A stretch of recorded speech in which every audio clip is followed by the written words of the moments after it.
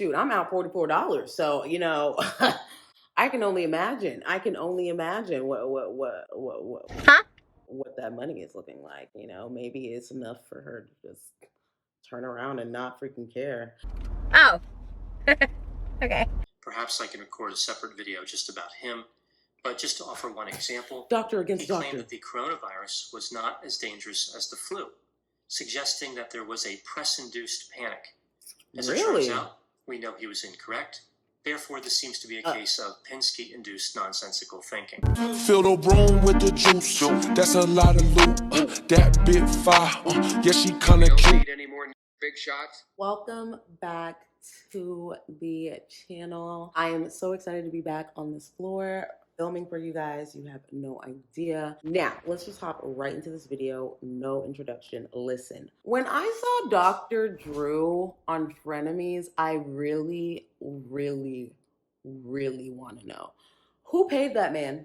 Who paid him? Who paid him? How much was it? And what was the premise? What was the premise? I need to understand, because why is Dr. Drew on Frenemies? I just couldn't, it really brought an element of quality, an element of like, look, they're really trying to fix this. Like, here's a doctor. But of course, you know who we love over here, Dr. Todd Grande and Believing Bruce. Believing Bruce, where are you, darling? Where are you? Okay, because I really want to know what he thinks. I really want to know what he felt about the body language, to be honest, and kind of just like the way Dr. Drew, I just can't. Anyways, let's hop into this reaction. Dr. Todd Grande, okay, Frenemies analysis. And I'm assuming this is on Trisha PAYTOES and if Dr. Drew was helpful. So, go get you a snack. I got me some tea. Okay, Merry Christmas.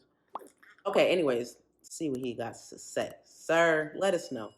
Please. Oh, this is Dr. Grande. Hi. Today's question asks if I can analyze the situation with the Frenemies podcast, look at his face, including the behavior of Trisha PAYTOES, Ethan Klein, and Dr. Drew Pinsky. Just a reminder, I'm not diagnosing anybody in this video, only speculating about what could be happening in a situation like this. If you enjoyed this video, please like it, subscribe to my channel, and consider supporting me on Patreon. I'll put the link to Patreon in the description for this video. Before I get into this situation, I have received a few messages. People have noticed that the dog in one of the Frenemies episodes looks a lot like my multi-poo, Bella. I will touch on this at the very end of the video because there's nothing scientific about Bella. Yeah, you are quick silly. Background of the key players, move to a description of what happened across these various videos, and then I'll offer my analysis. The three key players here would be Trisha PAYTOES, Ethan Klein, and Dr. Pinsky. Trisha PAYTOES is a popular YouTube content creator with about 5 million subscribers. She is kind of an anti-hero who is known for having a flair for the dramatic. There are various theories about how she has difficulty regulating her emotions. She claims to have borderline personality disorder. Ethan Klein operates a podcast called Frenemies, I can believe that, which features PAYTOES. The videos are released on a YouTube channel called H3 Podcast, which has over 2 million subscribers. Klein also has another channel with over 6 million subscribers. Drew Pinsky goes by the name Dr. Drew. He is a physician who is active in media production. On his website, he refers to himself as an unprecedented reservoir of expertise. The website also states that he has been regarded as a beacon of truth, integrity, fairness, and common sense. What are you laughing at? So I'm going to guess that low self-esteem is not one of his problems. Pinsky has been involved in a number of controversies that are beyond the scope of this video. Perhaps I can record a separate video just about him, but just to offer one example, he claimed that the coronavirus was not as dangerous as the flu, suggesting that there was a press-induced panic. As it turns out, we know he was incorrect. Therefore, this seems to be a case of Pinsky-induced nonsensical thinking. On December 10, 2020, the H3 podcast released a video titled Trisha Quits the Podcast and Storms Out. A title which accurately described what happened in the video. Over the next few days, we see several additional videos are made, culminating in another Frenemies podcast featuring PAYTOES, Klein, and Pinsky. So now moving back to the storming out video. PAYTOES and Klein got into an argument after Klein mentioned that his wife did not want to be the topic of conversation on the podcast. As I understand it, PAYTOES is romantically involved with a man named Moses, who is Klein's wife's brother. The relationship between all these people was at issue. PAYTOES had made comments that allegedly put a strain on those relationships. PAYTOES started getting angry, indignant, and using expletives. She felt as though Klein's wife was taking a position that she was too good to be talked about on the show. Klein said he did not know what to do because PAYTOES was having a moment. He did appear to be genuinely confused. But then he proceeds to keep the dialogue going, clearly straying into a volatile area. Eventually, he makes a better effort to pivot away from the topic, but PAYTOES brought up Klein's use of a nanny. Later, PAYTOES refers to this as a jab. Klein then starts provoking the situation, even though PAYTOES signals that she wants to move on.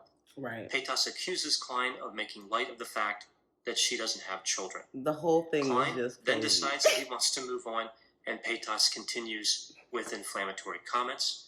Just then, Moses, again, this is somebody that PAYTOES is romantically involved with, comes into the room with a pizza. I guess they had ordered it before, and PAYTOES offers a summary of what happened. PAYTOES eventually storms out as she continues her creative use of expletives.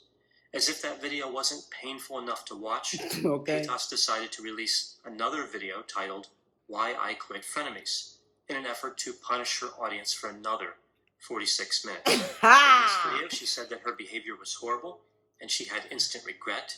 There's this trigger in her mind that was activated. This is something she struggles with. She was trying to control it, but could not. She does not like promoting drama for the sake of the show, but she enjoys the adversarial relationship with Klein. However, she said she did not like how Klein pushes her for a reaction. PAYTOES said that she has worked hard to improve her mental health. She needs to recognize triggers. She said medication will not help her. She mentioned attempts in this video as well. She said that she blacked out during the anger episode. She didn't remember what happened. She went home and cried hysterically. She was also embarrassed and angry at herself. This narrative, especially when taken with some of the statements made in other related videos, is a little bit confusing, or I guess one could say more confusing than the usual PAYTOES narrative. It's not clear how PAYTOES wants to be viewed. She said that she knows that people want to see silly drama. She understands that. But at the same time, she seems upset that people might think that that's who she really is. Is that not who she is? Who is she then? Who she is as a person and her persona, I'm confused. which I talked about before in reference to PAYTOES. PAYTOES then went on to talk about how one mental health professional that she works with, But she has changed over the years. Paranoid schizophrenia. Gotta give her that. This is an older classification. Gotta give her that. The disorder is simply referred to as schizophrenia now. The disorder is characterized by hallucinations, delusions, negative symptoms like a lack of emotional expression, and disorganized speech and behavior. I don't know if PAYTOES has schizophrenia or not. I do know that BPD is sometimes characterized by what is referred to as quasi-psychotic thoughts, something like what we see with schizotypal personality disorder. So BPD can be confused a little bit with schizophrenia. PAYTOES apologized to Klein's wife. However, there was this live stream that Klein and his wife were on later, and apparently this provoked PAYTOES. PAYTOES again feels compelled to respond with a video. It looks like she recorded this one in her car. In this video, she appeared angry. She said that she was really done. She was blocking the phone numbers of Klein and his wife, and she would not appear on an episode that was planned for the next week, which would feature Dr. Drew Pinsky. PAYTOES did actually make one good point in this video. She wondered why Klein kept talking about the drama if he really wanted the drama to end. Money. Just when I thought it was safe, PAYTOES released another video. This one was an hour and 10 minutes long. Many of her videos are like a stream of consciousness. They're to say that ridiculous. they appear unplanned is a bit of an understatement. This I'd be one like, was girl, bad even by those standards. get to it. Trying to summarize this video is like trying to summarize a bunch of random words. The summary is that they are random words. She talks about how people advocate for mental health until they see it. This whole mess was exposing the ugly side of mental health. She did not want to be a troll on the internet. She said that I have freedom because I'm just me and people expect so little. That was really one of my favorite lines. PAYTOES did not want to be that girl Wow. borderline. She talked about how when she gets angry, she blacks out. like something else is in control. Good for him for This watching brings me it, to because the Lord next knows I wouldn't. Frenemies episode, which was released on December All her 16, videos, I'd be 2020. like, girl. Even though PAYTOES said that she was done, she was on this episode along with Klein, Dr. Pinsky, and one of his colleagues. This episode was over 2 hours long. Near the beginning, Klein said that people think we are faking it, referencing all the drama. I can't believe that occurred. she even went back, though. Pinsky said that each of the blow-ups helped the pair manage their relationships better, demonstrating, in my opinion, a poor understanding of relational dynamics. This type of drama is almost always harmful. PAYTOES and Klein tried to offer a recap of what happened on the prior episode. I guess Pinsky didn't even bother watching it. Although I can appreciate his position in this regard, that may have been the smartest thing he did throughout this whole mess. During the recap, we get a good look at how there are communication problems between the pair. They can't even agree on what happened, even though it was literally on video. Right. Pinsky then brings up the concept of splitting, which he described inaccurately.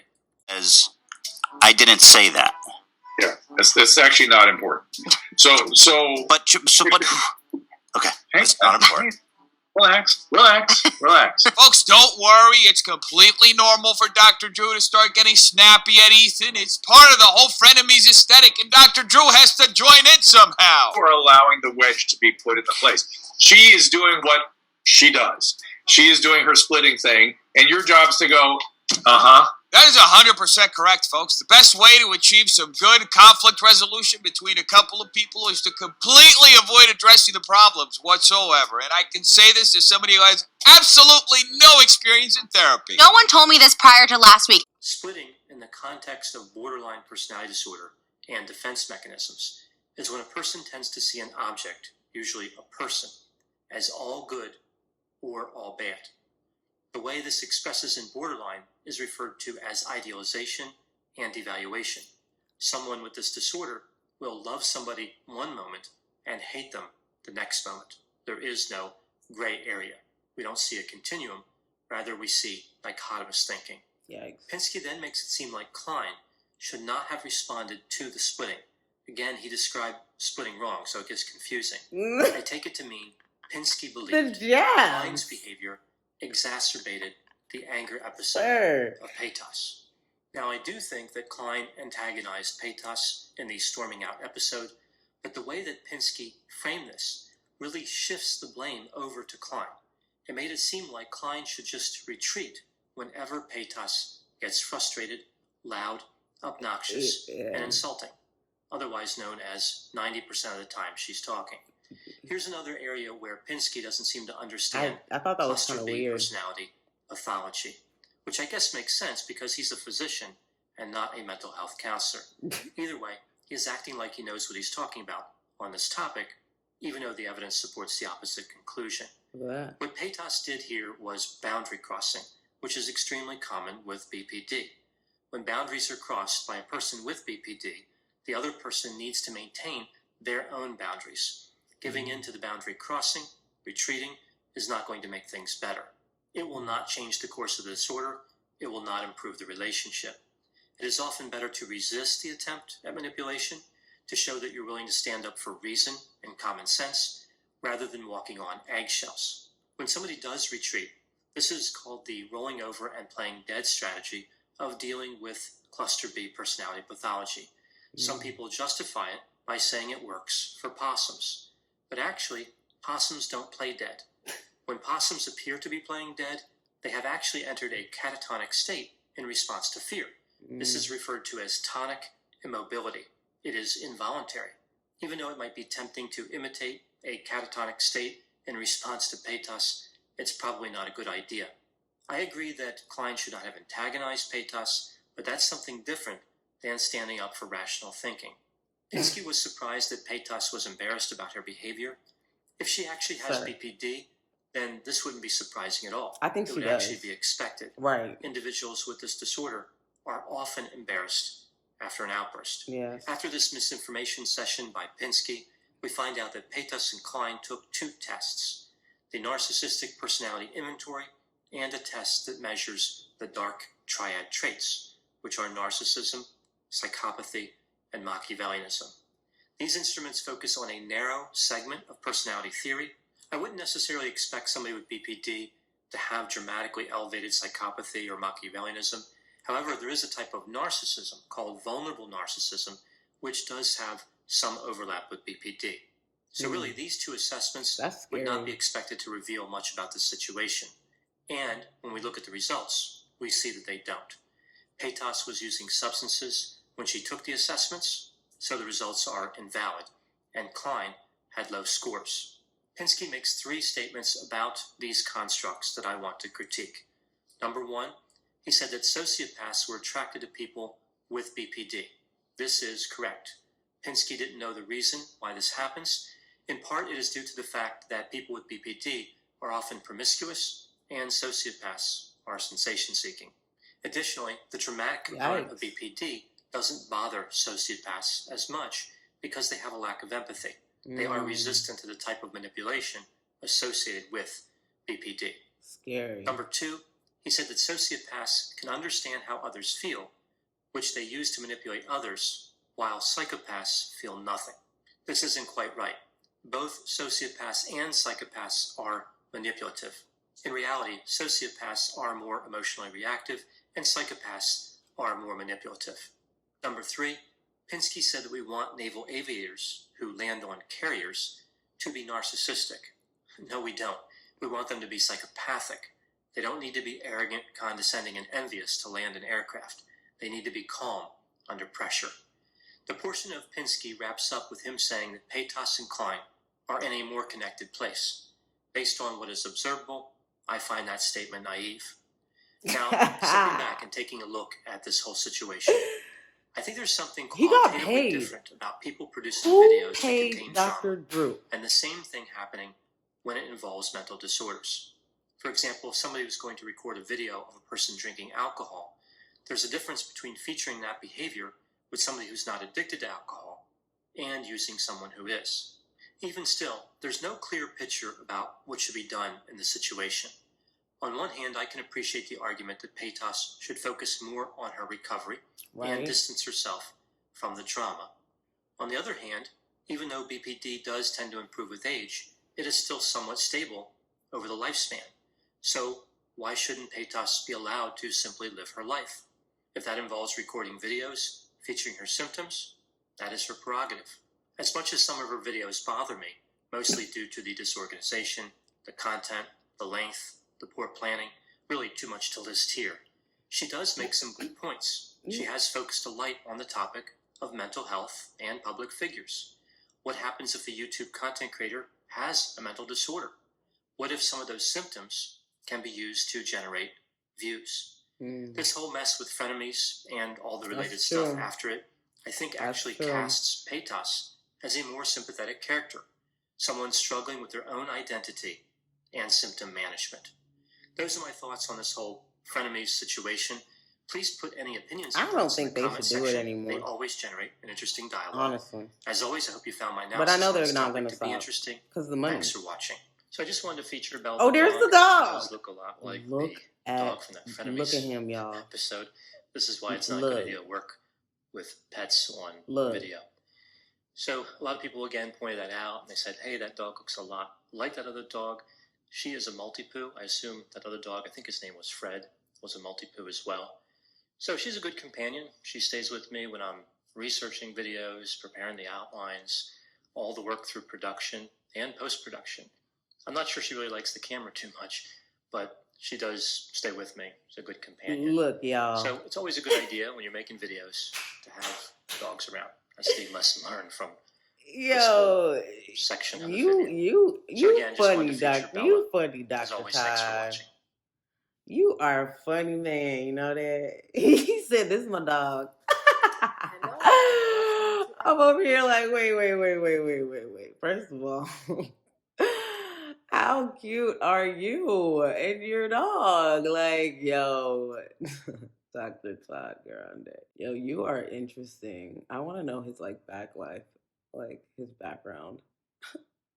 I don't know why. I need to go deeper in his channel, man. I don't know what it is. But anyways, okay, so I'm glad he talked a lot about Dr. Drew, because that was something that I really wanted, somebody to touch on, because I literally was like, what is this? Why does it seem as if he is, has a set thing of how it's gonna go? Like, it just seemed like he was paid. Like, it wasn't even fake. It wasn't even like he tried to make it seem like he was like on no one side. Like, it definitely seemed like he was swayed and he was driving into a direction and he was given like the GPS kind of thing. You know what I mean? Like, that's how it seemed. First of all, I'm willing to admit my mistake. I should have definitely talked to you about this before we started recording. I should have said, hey. Can I stop you right there? That does not feel like you mean it.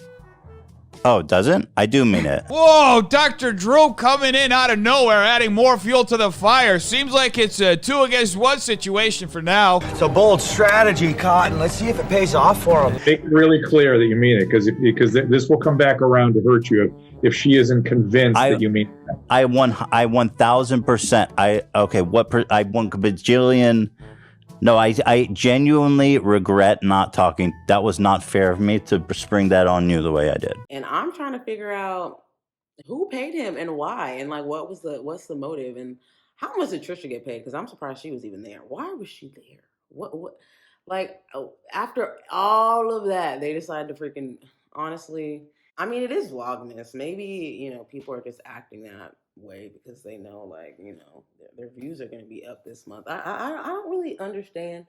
I don't know. I just don't think that, she should sacrifice her freaking mental health for like a show where people are like basically making fun of her and like watching her and it's just like, is it really worth it? Like, I want to know how much the amount is. How much is the money? Like, is it really worth it like that? If it is, then okay, I understand. I mean, shoot, I'm out $44, so I can only imagine. What that money is looking like. Maybe it's enough for her to just turn around and not freaking care. I don't know, but you guys let me know what y'all thought about this video and this reaction, and I will see y'all in the next one. If you're brand new here and you made it all the way to the end, congratulations, my love. And don't forget to like and subscribe. Other than that, Merry Christmas. I'll see y'all in the next one.